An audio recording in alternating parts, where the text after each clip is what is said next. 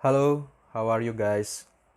Welcome back to Communication Psychology, and we already proceed to session 5. On this session, we will divide into two sections.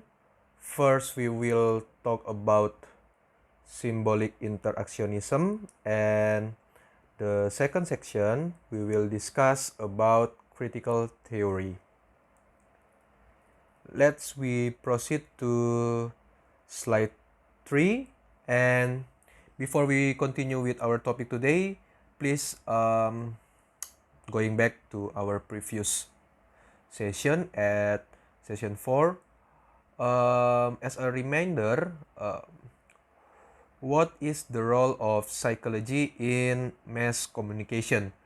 Please write down your answer at the box that I have provided to you on the PowerPoint. After you write on the box, and we will continue to our topic today. Now we will proceed to the slide 4, and today we will learn about the symbolic approach to interactionism. And there are some important things that we need to understand. Humans in society can never be separate from social interactions, right? Remember, social interaction can only occur if there are two things. What are they? First, social contact, and second, communication. In their social interactions, we as humans will use symbols will then be interpreted and then manifest in our behavior. At slide 5, you can see the two thinkers, namely George Herbert Mead and his student Herbert Blumer, developed the concept of the symbolic theory of interactionism. According to Mead, the activity that characterizes humans is communications.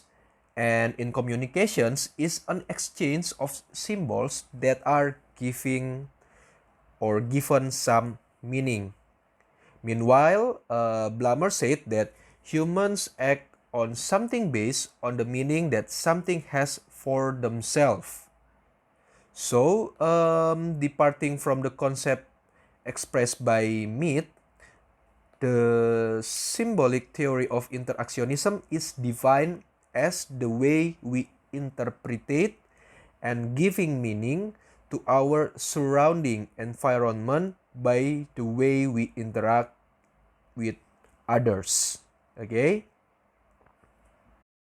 Okay guys, before forming a theoretical concept, there are a number of key assumptions on which the symbolic theory of interactionism is based. And we have to understand first what is the base of the assumption that build this theory. Jadi kita harus pahami dulu apa asumsi-asumsi pokok sebelum teori ini dibentuk gitu ya.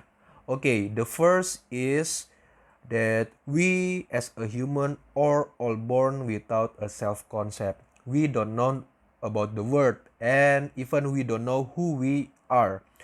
Over time, the more developed of a human being, the more he will be involved in social interactions. It is in these social interactions that our self-concept begins to form. Our self-concept will also be formed because we act towards others and how other people respond to us. Now, because we have a self-concept, it will become a basic motive for us, a driving force, a reason why we do something. Simplified to put, self-concept shapes our behavior. Jadi sederhananya gini, pada saat kita lahir kita kan belum tahu nih kita ini siapa, konsep dirinya kita siapa, dan bagaimana konsep diri kita. Nah, seiring berjalannya waktu kita akan ada interaksi dengan berbagai orang. Nah, interaksi inilah yang akan makin mengembangkan diri kita, makin membentuk konsep diri kita.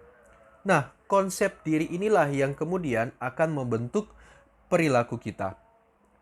Humans react to everything depending on how he defines something. For example, if we have seen person A as a liar, then we will not believe what person A said even though it is true. Nah, the next concept you need to know is this. Humans are endowed with the ability to think. Kita dikaruniai kemampuan untuk berpikir. This thinking ability is formed by a social interactions. This also enables humans to learn meanings and symbols, which then apply them in every action. Limited to animals. Ini yang membedakan kita dengan hewan. Kita dikaruniai kemampuan berpikir. Di dalam proses interaksi sosial kita akan menemukan simbol-simbol, dan simbol-simbol itulah yang akan kita artikan. Berbeda kan dengan animals kayak gitu, yang hanya menggunakan insting saja. Meaning is a mutual agreement in the social environment as a result of interaction. For example, a media product is considered because the public think it is.